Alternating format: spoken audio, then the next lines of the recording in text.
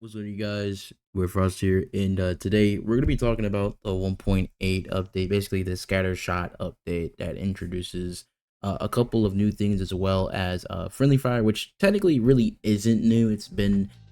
It has been in the game for a while, but it just wasn't introduced into like ranked or really other modes. So, um, this update is pretty concerning, and I just want to start off as a disclaimer that there is inherently nothing really wrong outside of this update alone. Like, I think this update, boasting a little bit more tactical, more of an tactical like standpoint for Seops is good, because Seops does deserve a more tactical stand for the gameplay that it offers, because I do think that there are times where the game just kind of feels a little bit too congested when it comes to the idea of, like, stacking people and just like utility. We'll talk about utility and whatnot, but I really wanted to get this out there because I really have a few choice things I want to say. So if you end up liking this video, just like and subscribe, help push this video out in the algorithm, because I do want people to really understand where I'm really coming from, as well as kind of how other people are going to really feel.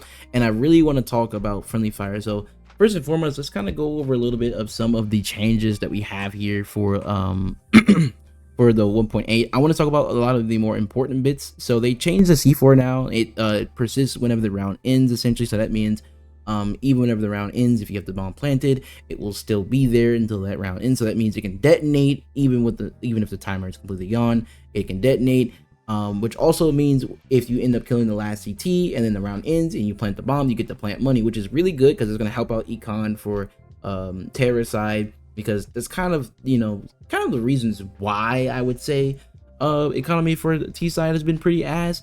But they also increased the C4 time to 45 instead of 40, which means it gives the CTs a lot more of a better chance to retakes. Because I've been saying before, CT retakes are a little bit harder because of how easy it is to entry most times if you're going to stack util with T side, or if you actually have good lineups. And we'll get to the lineups things in a second when we talk about the grenades. And I do think that they added, basically they turning it blue whenever it's diffused, and I really don't know why they kind of, I guess, did this. I don't know, like, I generally thought at one point that they were adding like a diffuse kit, because it kind of made sense that why would you add an extra light, because technically you could already diffuse. But maybe they just did it just to kind of make it easier for people to kind of really understand where we're going for. But and also a very important thing to do, to note, is the reduce C4 minimum spot time to 0.5 from 1.1, which means that quick information that you normally get for whenever you see bomb, whether it be on the floor, or I think whenever someone holds it as well, it's not for as long. So now it's genuinely now you have to really pay attention to where the bomb really is. And then they also, now it's like, it's a lot more easier to figure out which bomb site is active. And if you're like on the other side of the like map, right, and you're just like, someone plants the bomb or something like that, maybe you couldn't really tell, they now have it to where it shows, it will flash the other bomb site if so you're on the, it will flash B if you're on A, and vice versa. Or if you're just, you don't really know, if you're like in the middle, it'll flash basically on that same points. But they also did some diffuse economy changes as well here. Suiciding towards a random enemy 300, as well as killing a teammate, has a penalty of 300. Now I do think that this right here, like killing a teammate, I don't, if this would have awarded like actual enemy players, which I have no idea because I haven't really tried it yet, it would have been pretty crazy. But I am going to talk a lot more extensively about friendly fire, about basically how that goes and whatnot. But y'all pretty much know the gist about the increased round time and whatnot. But I really want to talk about is friendly fire. I think friendly fire right now, as an early basis, needs heavy adjusting, as this should have been something that they really should have kind of put a little bit more thought into. Because when you think of friendly fire, you're thinking of like adding a more tactical element, so that way people have to watch their shots. Also, side note, they should also add player collision if they're going to have friendly fire, so that way people don't just walk but end up behind you and then you just unload into them. Pause on that. Because that's kind of what ends up happening. Like, I saw, like, even in streams today, like, friendly fire has been kind of a shit show. And the biggest issue is people are gonna have to get reused back to something that they weren't really familiar with, because this has been completely gone for like years. and people are just going to be inflicting shots, whether it be the beginning of a round or just in general. And I just know that in general it's just going to be a funny, just it would be funny. But when it comes to randoms, whenever there's no comms and whatnot, like people aren't going to really know, like whenever someone's just strafing into your bullets, it's going to end up just having a lot of moments where people are just going to end up killing each other. On top of that, the penalty isn't harsh enough, especially for ranked. I do think ranked for sure, if you're going to end up killing somebody off the fucking spawn, that should be 100% reflected within the first 10 seconds that you end up doing it. You know, after that grace period, then if they end up killing someone, then, you know what I'm saying, then that adds up the damage for their penalties and whatnot. And another thing that they need to consider doing is adding a vote kick button, just like how they do with you know, surrender. If someone, and this also is going to help out people that are like, you know, that want to get rid of cheaters, whether it be on their team or the other team, you can just vote kick people out. And the easiest way to implement this without having any type of confusion or just anger is just whenever a person gets vote kicked, they cannot join back into that ranked match, and they get no elo gain or loss, even if they lose or win the match that is ongoing. Doesn't matter, it's just going to automatically count as just a neutral. So that way there's no, you know, there's no vote kick stacking or anything like that. Like, it doesn't cause any confusion, and it just makes it to where, you know, well, you just lost that person and whatnot. This also makes it to where people don't just get randomly vote kicked just because they're doing really bad and stuff like that, because I know that that's going to be a case. And a lot of people are going to start doing friendly fires because the community right now, in most cases, because it's a competitive game, is just going to be toxic. There's a lot of people that get really mad because someone says something about them, whether they're ass or they're just trash or they're doing really bad. No one's going to have good or bad games every single day. That's kind of just how this game is. But there's a lot of people that take it to heart, and they do, you know, there's people that grief, you know. There's another thing is, what about content creators and streamers, people that genuinely play the game, you know what I'm saying, stream their games and stuff like that, and people that stream snipe just to do stuff like, you know what I'm saying, just to do stuff like, you know what I'm saying, friendly fire and whatnot, and just to piss them off and just do reflected damage and whatnot. Like, I do think that eventually that's going to add up, which means people are going to have to play in stacks and stuff like that. But what if people want to stream and they can't really get a stack on, you know? There's a lot of stuff that ends up adding up, and it's just concerning because the way that friendly fire was implemented, it just didn't have enough time, and I'm pretty sure they were just in a time crunch. And I get that it's a public test and it's something that they're going to be fixing, but I feel like this was an oversight that could have been looked at if more of the community kind of already knew, and we could have like voted or something like that and whatnot. But for sure, player collision needs to be added if that's really going to stick, because there's just going to be so many instances where someone's just going to walk past you while trying to engage a target, then you can't fire at nobody, then people are just going to get 1, 2, 3 pieces without even trying. It's just going to be a really bad indication, so that way people can, you know what I'm saying, space themselves out whenever they engage in a fight. And generally speaking, I just think that this is a drastic shift that a lot of people are going to have to get used to. And it's not just about adapting, like, oh, just adapt. It's not just that. It's a sudden re-addition into the game that people aren't familiar with, because the reason why they took it out is to make the game accessible, because it is a mobile game.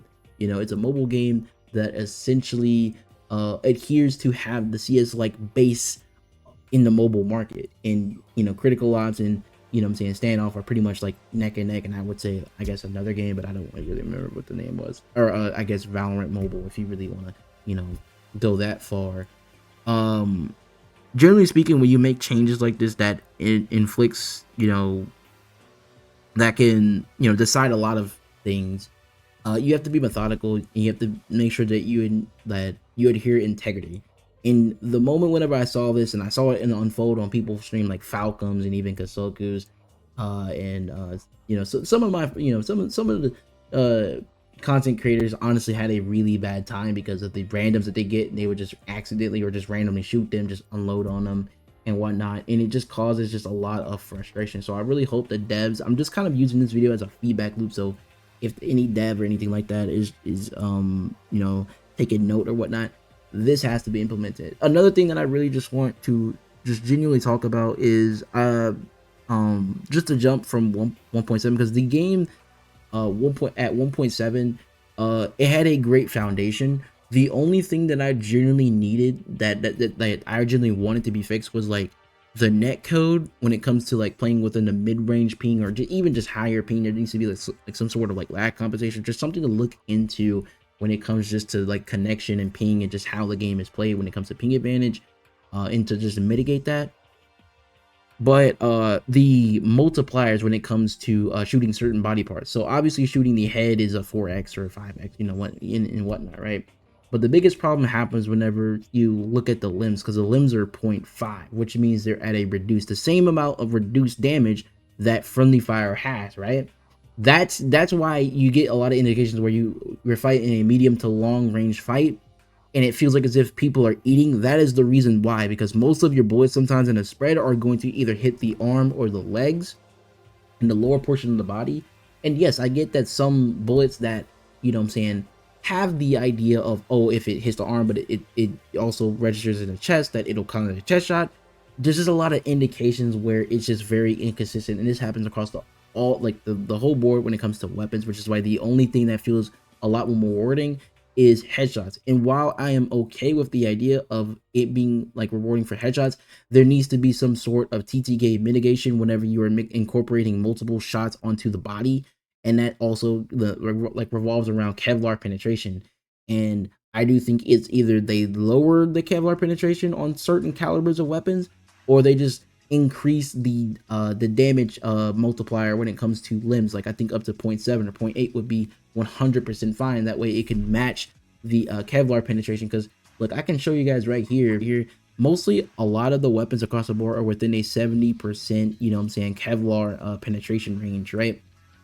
And generally speaking, that's a good thing, but it becomes a really big problem for weapons that have like the 600 RPM, like 6.6, like even the M4. The M4 falls superbly short because of this, because it just cannot do as much damage a lot of times, and because of that spread, it just happens, you know what I'm saying? Even shotguns just feel a little bit more weaker because of it, which is why you have to aim for the head, which, you know, in my opinion, I think aiming for the head for shotguns for a lot of times is very nuanced and a lot more harder to do than just shooting a fully auto weapon, which is why no one really uses shotguns most of the time. But, you know what I'm saying, that's why, you know, SMGs still feel really good. But I really just wanted to just talk about this update because it's just been very jarring, you know, to kind of just see and kind of just like watch from afar. And I get that the whole ranking system right now is just temporary, and I don't know why they haven't really said anything about that, and I really hope they don't put that in public. But I genuinely think with friendly fire right now, it is just simply it needs definitely to be looked in almost nearly immediately, and needs more stricter, harsher punishments. And for people that do get kicked out for off, like, I feel like if you kill more than 4 people in a game, it should just automatically kick you out from the match. Like there's not a lot of situations where you can kind of just kill someone 4 times in a row, or rack up so much damage so much times in a row. After you reach a certain damage threshold, that person needs to be kicked out the game, and that should result in a ranked penalty like within 30 minutes, and then increase that to like a day, and then increase that to like a week or something like that if they keep doing it. Because I just genuinely feel like as if a lot of people are going to just use this just to kind of grief, and just ultimately just be a nuisance. And it's just bad. It just kind of sucks to see, because the foundation of a more tactical COPS is good, but it's just the indication of where we're going. And then let's kind of just talk a little bit about grenades. Now, they honestly did an amazing job. There's no more impact grenades. I am going to kind of miss frag impact a little bit, but that did need to go. And also, there is a flash fuse now, and an incendiary fuse reduced from to 2.7 to 5. So now you can't throw, you know what I'm saying, cross map incendiaries lineups. Now you actually have to throw in like actual legitimate lineups with your incendiaries. You can't just, you know, just throw it willy-nilly and it do whatever it wants. And then flash fuses, thank God, went to 1.5, you know what I'm saying, officially, instead of 2, instead of like, you know what I'm saying, impact. And so that's a very, very good thing that they ended up changing. And then they improved the simulation, the synchronization, and then they also made it to where it has grenade collisions. And if you already have the grenade pulled, and if you are in a certain velocity, it'll still be in that velocity when you release it, which means if you are throwing it to somebody and someone headshots you, it'll still kind of go towards them and it could even damage them. So that's a really, really good change. I do think the grenade changes were by far the best highlight and whatnot. And I do think also the view model mirroring is pretty good, but definitely something like people have been asking for this, so that's good. But outside of that, I do really hope that they really look into the friendly fire thing, because I do think that that's going to end up being an issue in later, you know what I'm saying, just gameplay sequences for other players. And there's already a lot of bugs and glitches. That's another thing I wish from 1.7 they really ironed out a lot of the bugs and glitches that happened in 1.7 before they shifted into 1.8, because they would have had less. There's still a glitch right now where you can still technically see the radar whenever you can see the radar of enemy positions when you disconnect and reconnect. And so people have been abusing a radar glitch, and basically is getting free information by just disconnecting, reconnecting. It is by far, it's about just as worse as ghosting. It's probably just literally just ghosting. So overall, I think that's all I really have to say. I genuinely hope that, you know, obviously it's a public beta, so I already know we are well overway before, you know, we get to public release when it comes to 1.8. But I'm just using this video as a reference tool to kind of get people to understand, like, you know what I'm saying, and even, you know, just a feedback for developers. So yeah, thank you guys for watching, and see you in the next video. And as always, peace.